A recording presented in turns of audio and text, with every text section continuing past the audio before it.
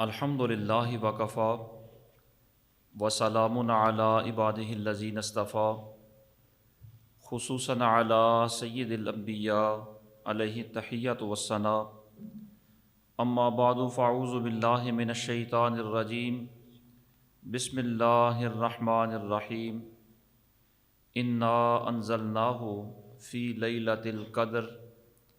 صدق اللہ مولانا العظیم وبلغنا رسولہ النبی الکریم الامین ونحن علی ذلک لمن الشاہدین والشاکرین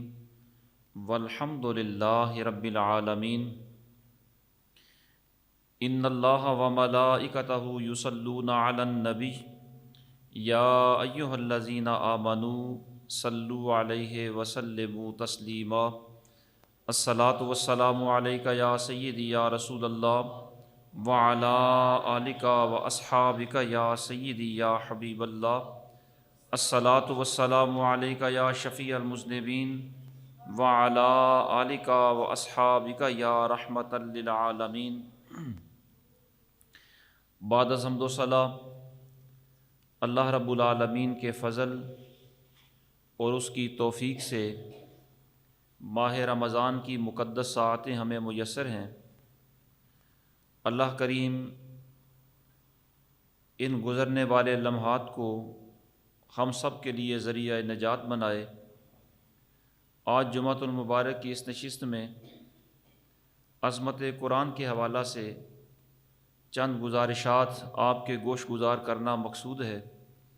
مالک کریم کلمات حقہ کو زبان پر جاری و ساری فرمائے۔ ارشاد باری تعالیٰ ہے انا انزلناہ فی لیلۃ القدر، کہ ہم نے اسے قدر والی رات میں نازل فرمایا۔ یہ قدر والی رات کون سی ہے؟ اس کے بارے میں حضور نبی اکرم صلی اللہ تعالیٰ علیہ وسلم ارشاد فرماتے ہیں کہ یہ رمضان کی آخری 10 راتوں میں سے جو طاق راتیں آتی ہیں ان میں تلاش کیا کرو۔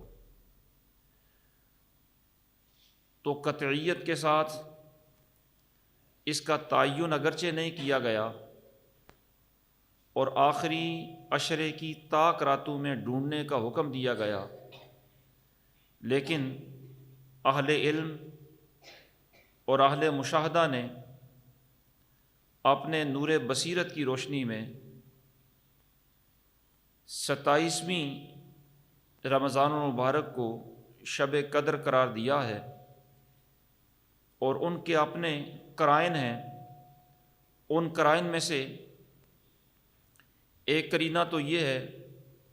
کہ یہی جو سورہ قدر ہے اس میں لیلۃ القدر 3 دفعہ لفظ استعمال ہوا، اور لیلۃ القدر لفظ میں 9 حروف ہیں، تو اس 9 حروف کو 3 دفعہ کے استعمال سے آپ ضرب دیں تو 27 بنتا ہے۔ یہ قرینہ ہے قرآن مجید کا کہ یہ 27ویں کی شب ہے جو شب قدر ہوتی ہے۔ اسی طرح دوسرا قرینہ یہ بیان کیا گیا کہ پورے سورہ قدر کے اندر 30 الفاظ استعمال کیے گئے، اور ان 30 الفاظ میں جو 27واں لفظ ہے وہ ہیا ہے، اور اس کا مطلب ہوتا ہے وہ۔ آپ جب کسی چیز کی نشاندہی کرنا چاہیں تو آپ اردو پنجابی زبان میں کہہ دیتے ہیں کہ وہ، تو ہیا کہہ کر 27ویں نمبر پر اشارہ کر دیا گیا کہ یہ رات 27ویں رمضان کی ہے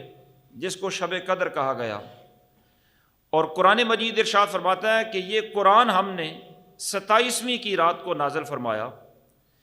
اور یہ کتنی عظمت والی رات ہو گئی نزول قرآن کی برکت سے۔ خود قرآن ارشاد فرماتا ہے کہ تمہیں کیا پتہ اس کی عظمت کیا ہے، صرف اتنا سمجھ لو کہ کوئی بندہ 1000 مہینے مسلسل عبادت کرے اور بغیر گناہ کے عبادت کرے،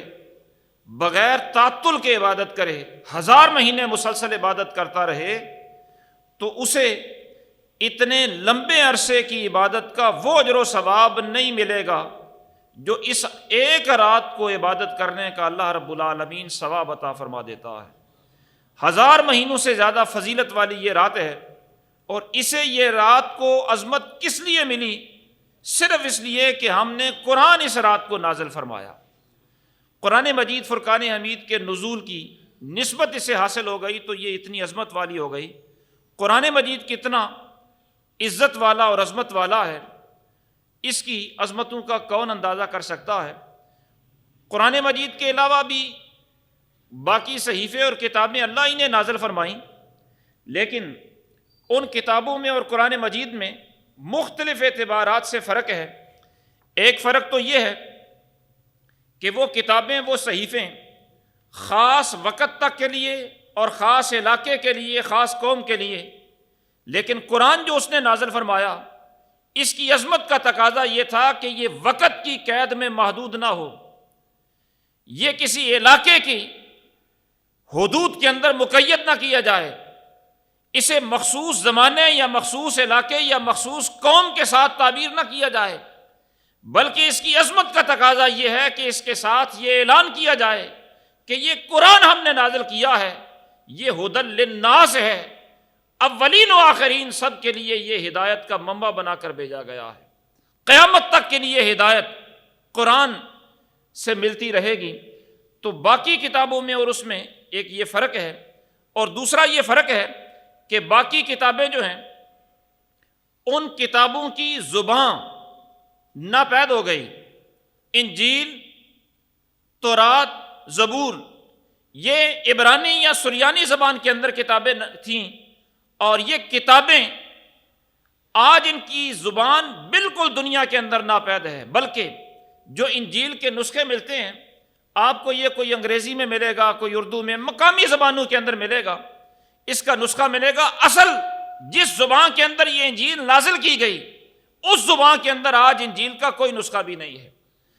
اور اس زبان کے اندر جس میں یہ تورات نازل کی گئی آج تورات کا بھی نسخہ روئے زمین پر نہیں ملتا۔ تو ان کتابوں میں تحریف کرنا اس لیے بھی آسان ہو گیا کہ زبان ہی ناپید ہو گئی۔ اب یہ جو ہمارے پاس مارکیٹ میں نسخے ملتے ہیں تورات یا انجیل کے، یہ اصل کتاب وہ نہیں ہے جو نازل کی گئی، بلکہ یہ لوگوں نے اپنے اپنے اعتبار سے ترجمے کر کے شائع کیے ہوئے ہیں، اور پھر اصل کتاب تو اصل زبان میں ملنا درکنار، دنیا کے اندر کہیں بھی آج عبرانی اور سریانی زبان کا وجود ہی نہیں ہے، وجود ہی ختم ہو گیا، اس لیے کہ اللہ رب العالمین یہ جانتا ہے کہ یہ کتابیں بھی محدود وقت کے لیے ہیں، پھر اس کے بعد ان کتابوں کی ضرورت نہیں رہے گی، اس لیے کتابیں اس زبان میں نازل کی گئیں جو زبان ختم ہونے والی زبان ہے، اور قرآن مجید فرقان حمید کو اللہ رب العالمین نے زبان وہ عطا فرمائی کہ آج قرآن بھی اپنی اصل صورت کے اندر موجود ہے، اور جس زبان کے اندر یہ نازل کیا گیا وہ زبان بھی اصل صورت کے اندر موجود ہے۔ باقاعدہ اس کے تعلیم و تعلم کا سلسلہ ہوتا ہے، باقاعدہ اس کی گرامر ہوتی ہے، وسیع و عریض اس کے قواعد و ضوابط ہوتے ہیں۔ تو یہ اصل زبان صرف قرآن کی محفوظ رہ گئی، باقی کسی کتاب اور صحیفے کی اصل زبان محفوظ رہی ہی نہیں، بلکہ اصل زبان کے اندر وہ کتاب ہی موجود نہیں ہے۔ اور ایک فرق یہ بھی ہے قرآن مجید کا اور دوسری کتابوں کا کہ آپ کسی سے پوچھیں عیسائی سے کہ انجیل کس دن نازل ہوئی، دن کو نازل ہوئی یا رات کو نازل ہوئی، کس مہینے کو نازل ہوئی، یہ علماء ہیں جو اپنے گما سے بیان کر دیتے ہیں علیہ السلام کہ یہ باقی ساری کتابیں بھی رمضان کو نازل ہوئیں، لیکن ان کے پاس اپنی کتاب میں اور اپنے دین کے اندر کوئی دلیل موجود نہیں کہ یہ کس مہینے نازل ہوئیں اور دن کو نازل ہوئی یا رات کو نازل ہوئیں۔ قرآن مجید کا یہ بھی اعجاز ہے کہ اگر آپ پوچھیں قرآن سے کہ قرآن تو دن کو نازل ہوا کہ رات کو،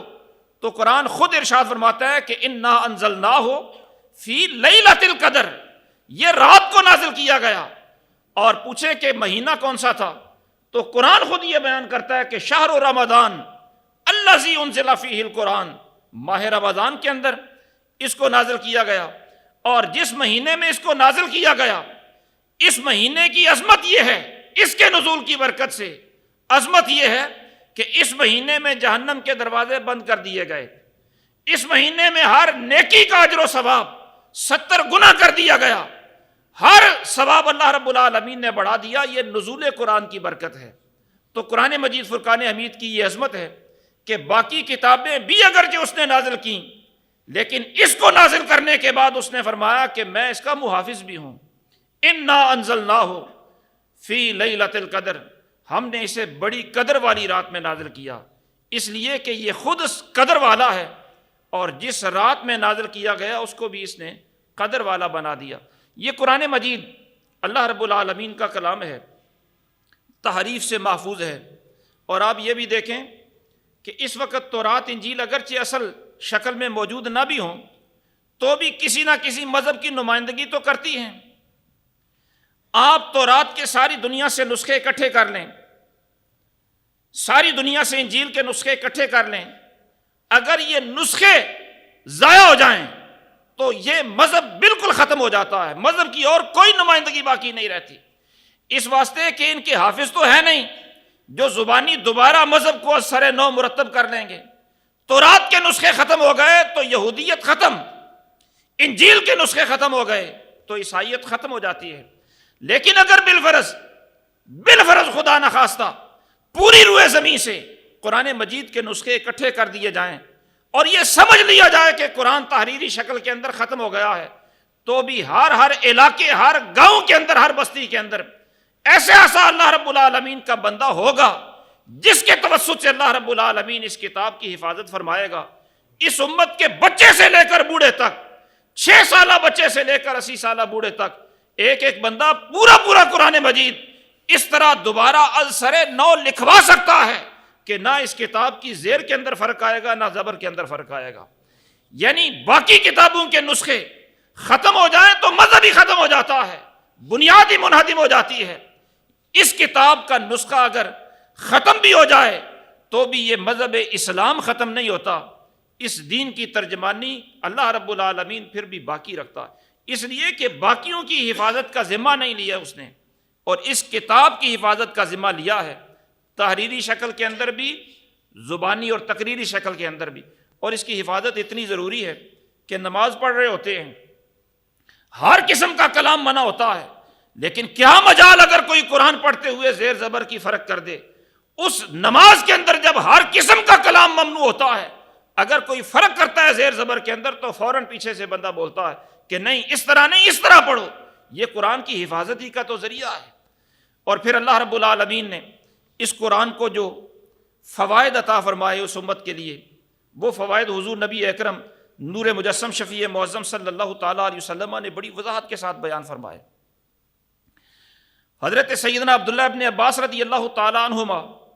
ارشاد فرماتے ہیں کہ نزل جبریل، حضور سید عالم صلی اللہ تعالیٰ علیہ وسلم کی بارگاہ میں حضرت جبریل امین آئے، فاخبرہ، اور سرکار سے آ کر یہ کہنے لگے کہ محبوب ان قریب فتنے پیدا ہوں گے دنیا میں، انہا ستکون فتن، فتنے پیدا ہو جائیں گے اور بہت سارے پیدا ہو جائیں گے، لوگ ان فتنوں کے اندر الجھ جائیں گے۔ تو سرکار نے فرمایا یا جبریل مل مخرج منہا، کہ ان فتنوں سے نجات کا ذریعہ کیا ہوگا؟ حضرت جبریل امین عرض کرنے لگے کتاب اللہ، یہ جو اللہ نے اپنا کلام عطا فرمایا ہے، یہ اس کی وہ رسی ہے کہ جو اس رسی کو مضبوطی سے تھام لے گا وہ دنیا کے فتنوں سے اور گردش ایام سے محفوظ ہو جائے گا، اور جو اس کے ساتھ وابستہ نہیں ہوگا وہ کسی نہ کسی فتنے کی نظر ہو جائے گا، تباہ ہو جائے گا، برباد ہو جائے گا۔ کائنات میں نجات کا ذریعہ اور رستہ صرف اور صرف یہ اللہ رب العالمین کا کلام ہے، اور یہ وہ کلام ہے جس میں پہلوں کی خبریں ہیں اور بعد والوں کے لیے پیشن گوئیاں ہیں، گزشتہ کے حوالے ہیں، آئندہ کے لیے رہنمائی ہے۔ اور یہ وہ کتاب ہے جس کے بارے میں یہ فرمایا گیا کہ جتنی بار بھی اس کو پڑھو ہر دفعہ یہ نیا لطف دیتی ہے، نیا سرور آتا ہے، نئے معنی تمہیں آشنا نئے معنی سے کرتی ہے۔ ہر دفعہ جتنی دفعہ پڑھو بندہ اس کے پڑھنے سے، بار بار پڑھنے سے بھی اکتاتا نہیں ہے۔ اور یہ اللہ رب العالمین کی طرف سے وہ رسی ہے کہ جو بندہ جتنی کثرت سے پڑھتا ہے اللہ رب العالمین اسے اتنا قرب عطا فرما دیتا ہے۔ حضور نبی اکرم نور مجسم شفیع معظم صلی اللہ تعالیٰ علیہ وسلم ایک دفعہ ارشاد فرمانے لگے، حضرت عبداللہ ابن عمر رضی اللہ تعالیٰ عنہما اس حدیث پاک کے راوی ہیں، سرکار نے فرمایا کہ جس طرح لوہے کو پانی پہنچے، نمی پہنچے تو لوہا زنگ آلود ہو جاتا ہے، اسی طرح دنیا میں رہتے ہوئے دنیا کے معاش کے احوال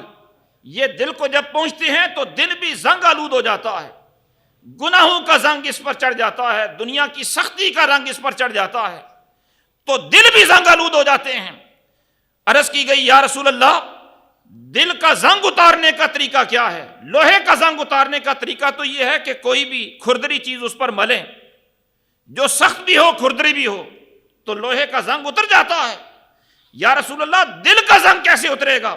میرے کریم آقا جو دلوں کے طبیب بن کر دنیا میں تشریف لائے ہیں،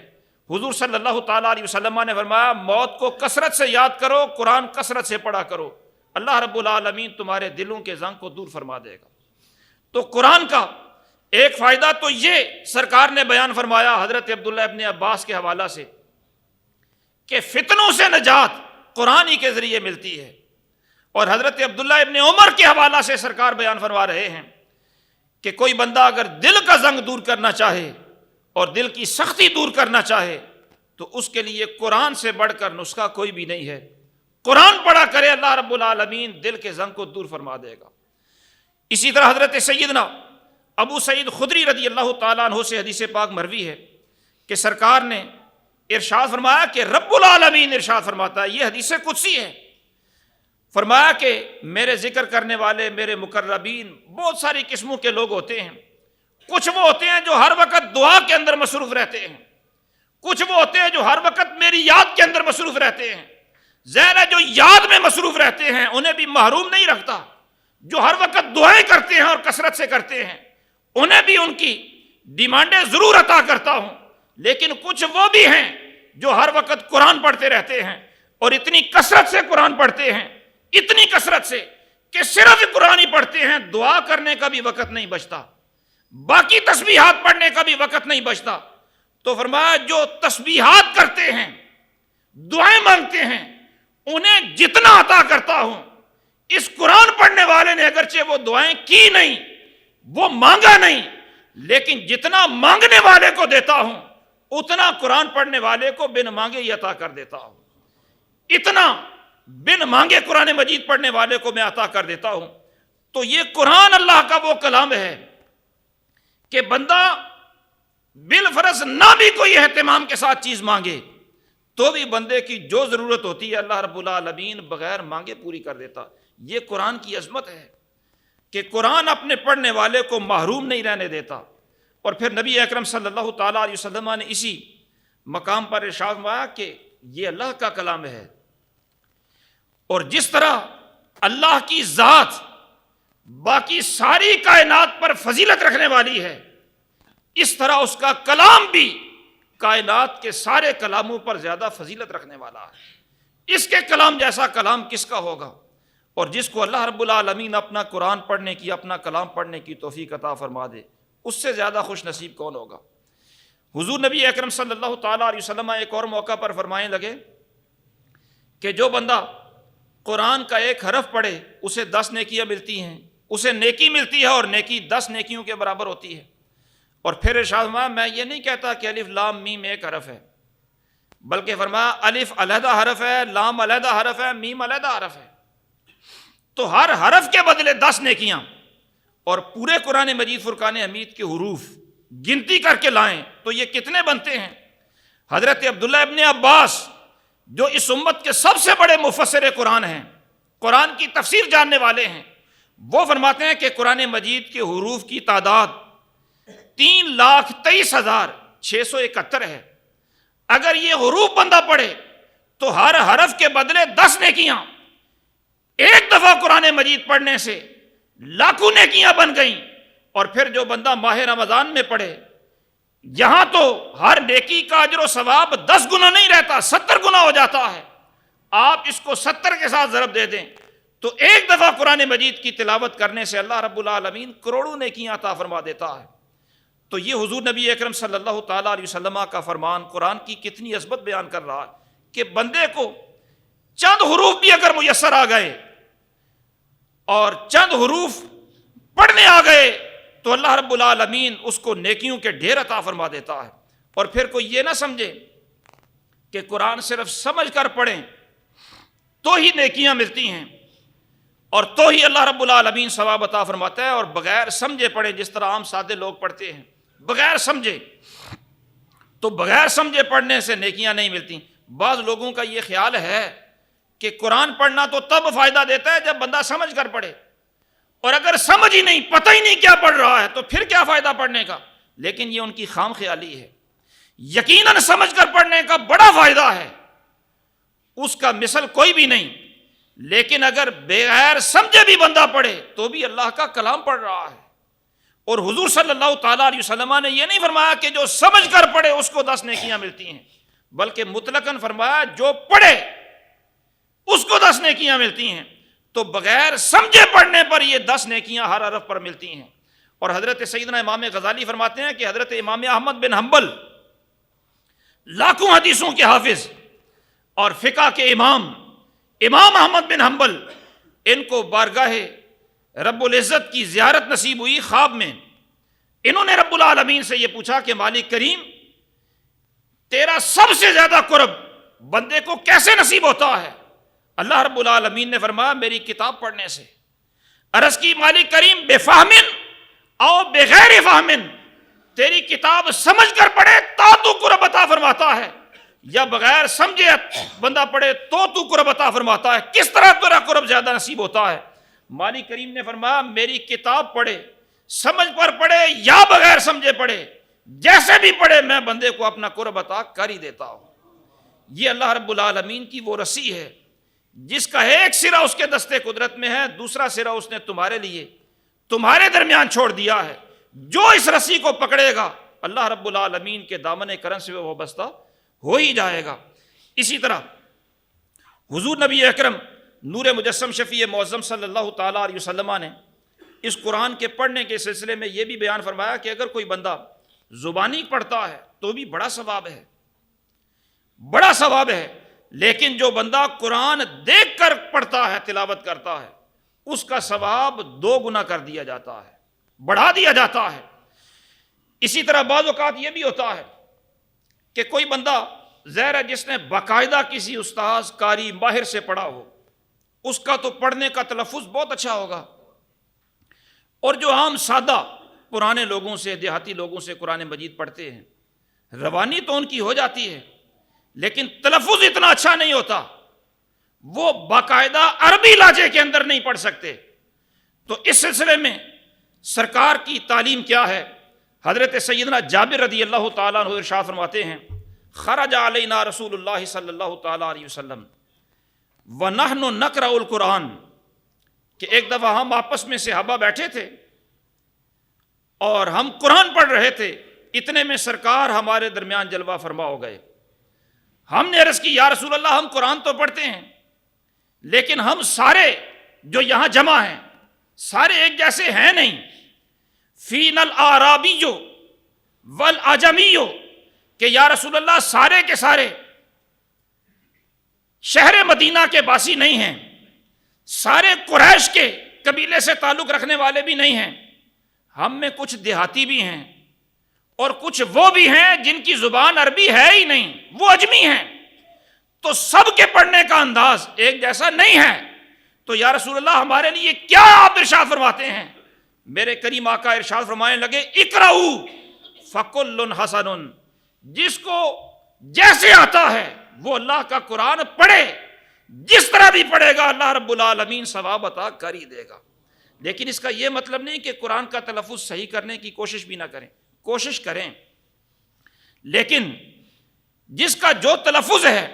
وہ اگر یہ سمجھ کر بیٹھ جائے کہ میں عرب کے لہجے پر پڑھ نہیں سکتا اور پڑھنا ہی چھوڑ دے، یہ اس کی محرومی ہے۔ وہ پڑھتا رہے اور بہتری کی کوشش بھی کرتا رہے، جس انداز سے بھی پڑھے گا اللہ رب العالمین ثواب عطا کر ہی دے گا۔ اسی طرح حضور سید عالم صلی اللہ تعالیٰ علیہ وسلم نے ان لوگوں کے لیے بھی کہ جو قرآن پڑھتے ہیں لیکن بچپن میں بار بار پڑھا نہیں یا بالکل ہی نہیں پڑھا، تو پڑھتے ہیں تو زبان اٹکتی ہے، بعض لفظ ادا کرنے میں بڑی مشکل پیش آتی ہے اور بڑے تکلف سے انہیں وہ لفظ ادا کرنا پڑتا ہے، اور پھر بھی اس طرح نہیں کر سکتے جس طرح ماہر کاری کرتا ہے۔ ایسے لوگوں کے بارے میں حضرت سید عائشہ صدیقہ رضی اللہ تعالیٰ عنہا سے مروی ہے کہ حضور نے فرمایا کہ جو تو قرآن پڑھنے میں ماہر ہے، اچھے طریقے سے پڑھ سکتا ہے، وہ تو ظاہر ہے بڑے بڑے معزز فرشتوں کے ساتھ ہوگا، اور جو قرآن پڑھنے کی کوشش تو کرتا ہے لیکن پڑھتے ہوئے اس کی زبان اٹک جاتی ہے، وَهُوَ عَلَيْهِ شَاقٌ، اور لفظ کی ادائیگی اس پر مشکل ہو جاتی ہے۔ سرکار نے فرمایا لہو اجران، اس بندے کو اللہ رب العالمین دوہرا اجر عطا کرتا ہے، قرآن پڑھنے کا بھی اجر عطا کرتا ہے، اور قرآن پڑھنے میں جو مشکل پیش آتی ہے اس مشکل کو برداشت کرنے کا بھی اللہ اجر عطا فرماتا ہے۔ تو عرض کرنے کا مقصد یہ ہے کہ قرآن مجید کے ساتھ اپنا رابطہ مضبوط کیجئے، جیسے بھی ہے پڑھتے رہیے اور اس کو بہتر کرنے کی کوشش کرتے رہیں۔ اور یہ کلام تو وہ ہے کہ اس کے اندر جتنا ذوق، جتنا شوق اور جتنی رغبت بندے کی ہوگی، یہ قرآن اتنا ہی فائدہ عطا کرے گا۔ حضرت سیدنا اکرمہ رضی اللہ تعالی عنہ ابو جہل کے بیٹے ہیں، اسلام قبول کر لیا، اللہ رب العالمین نے سینے کو ایمان کے لیے کھول دیا۔ تو اب ان کی کیفیت کیا تھی؟ اسلام قبول کرنے کے بعد ان کی کیفیت یہ تھی کہ یہ قرآن مجید اپنے سامنے رکھ لیتے اور سامنے رکھ کر بار بار اس کی دیکھ دیکھ کر اس کو کہتے ھذا کلام ربی، ھذا کلام ربی، یہ میرے رب کا کلام ہے، یہ اس نے میرے نام پیغام بھیجا ہے، یہ میری ہدایت کے لیے اس نے کتاب بھیجی ہے۔ اپنے آپ کو دیکھتے، رب کی عظمت کا تصور ہوتا، اور یہ درمیان میں بندے اور رب کے درمیان یہ رابطہ بننے والی کتاب سامنے ہوتی، اور تصور یہ کر کے کہتے ھذا کتاب ربی، ھذا کتاب ربی، یہ کہتے کہتے بعض اوقات بے ہوش ہو جاتے۔ یہ ذوق ہے، یہ شوق ہے، اور یہ قرآن مجید کی عظمت کا تصور ہے کہ بار بار یہ دیکھے تو صحیح کہ میں تھا کیا، اور رب العالمین نے اپنا کلام مجھے عطا فرما دیا۔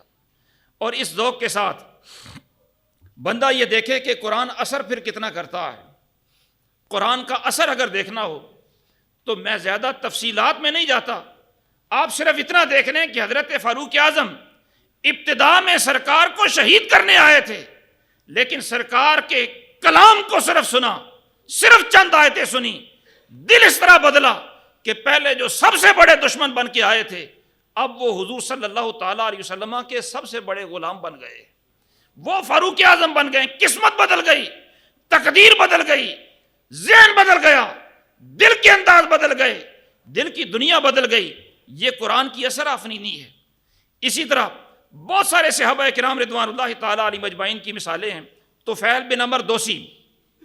یہ حضرت ابو ہریرہ رضی اللہ تعالیٰ عنہ کا جو قبیلہ ہے دوس، یمن کے قریب یہ بستہ تھا، اس قبیلے کے یہ سردار ہیں۔ حضور نے اعلان نبوت فرمایا، مکہ مکرمہ کی زندگی ہے، ابھی 11واں سال ہے، مکہ مکرمہ میں سرکار تشریف فرما ہے۔ طفیل بن عمر دوسی مکہ میں آئے،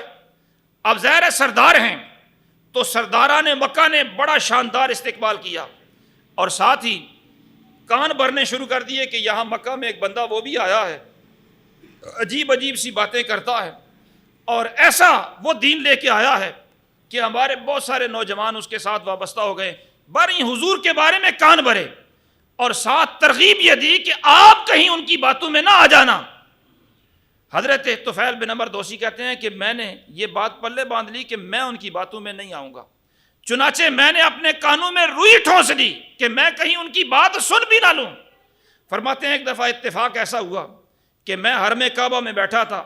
سرکار تلاوت فرما رہے تھے، اگرچہ روئی کانوں میں ٹھونسی تھی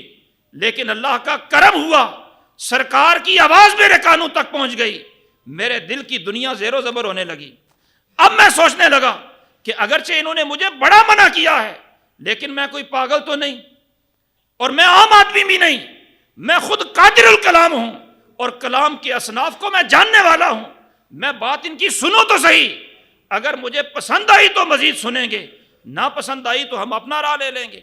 تو طفیل بن عمر دوسی کہتے ہیں کہ سرکار تلاوت کر کے گھر میں گئے، میں بھی پیچھے پیچھے حضور کے، حضور سے کہا حضور مجھے وہ قرآن پھر سنائیں۔ سرکار قرآن سناتے رہے، میرے دل کی دنیا بدلتی رہی، واپس آنے سے پہلے حضور کے غلاموں میں شامل ہو چکے تھے۔ اسی طرح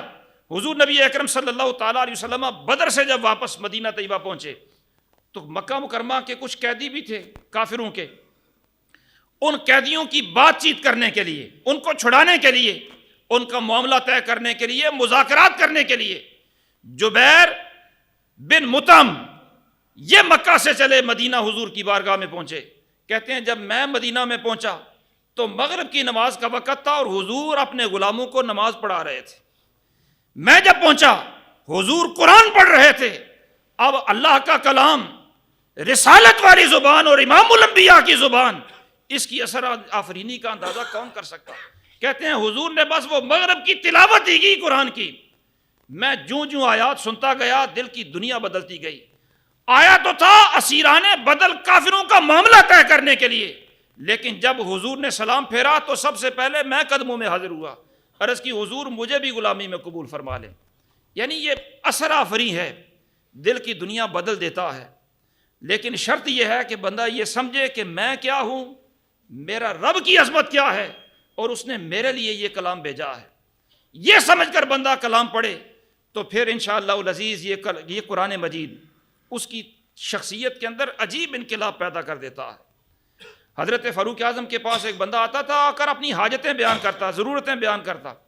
بعض اوقات لوگوں کو عادت بھی ہوتی ہے خواہ مخواہ اپنے دکھڑے کسی کو جا کر سنا، بغیر ضرورت بھی جا کر سنا دیتے ہیں۔ حضرت فاروق اعظم ایک دفعہ غصے میں آ کر اسے فرمانے لگے، یار تو قرآن کیوں نہیں پڑھتا؟ چنانچہ کافی عرصہ ہو گیا، اب اس نے آنا جانا چھوڑ دیا، اور جو بندہ کثرت سے آتا جاتا ہو اچانک آنا چھوڑ دے تو بندے کو فکر پیدا ہوتی ہے کہ خیر ہو آیا نہیں۔ حضرت فاروق اعظم خود اس کا پتہ کرنے کے لیے گئے، دیکھا تو وہ ہے خیر خیریت سے، فرمایا تو آیا گیا اب کبھی نہیں، پہلے تو آتا تھا اب کیوں نہیں آتا؟ وہ کہنے لگا عمر، اللہ کے قرآن نے مجھے عمر کے دروازے سے بے نیاز کر دیا ہے، طبیعت کی ایسی اصلاح کر دیتا ہے، استغنا پیدا کر دیتا ہے، بے نیازی پیدا کر دیتا ہے کہ یہ بندے کی عجیب کیفیت بنا دیتا ہے۔ یہ قرآن اللہ رب العالمین کا ہمارے لیے پیغام بن کے آیا ہے ہدایت کا۔ ضرورت اس بات کی ہے کہ ہم اسے پڑھیں، سمجھنے کی کوشش کریں، اور یہ چونکہ لیلۃ القدر بھی آ رہی ہے اور اس کے ساتھ بھی قرآن مجید کی خصوصی نسبت ہے، باقی تسبیحات بھی بڑی فضیلت والی ہیں لیکن قرآن کی فضیلت سب سے زیادہ ہے، اس لیے باقی تسبیحات کا بھی ورد وظیفہ ضرور کیا کریں، قرآن کی تلاوت کو اپنی عادت کا اور طبیعت کا حصہ بنائیں۔ دعا ہے اللہ رب العالمین انہی کلمات کو شرف قبولیت عطا فرمائے۔ وما توفیقی الا باللہ۔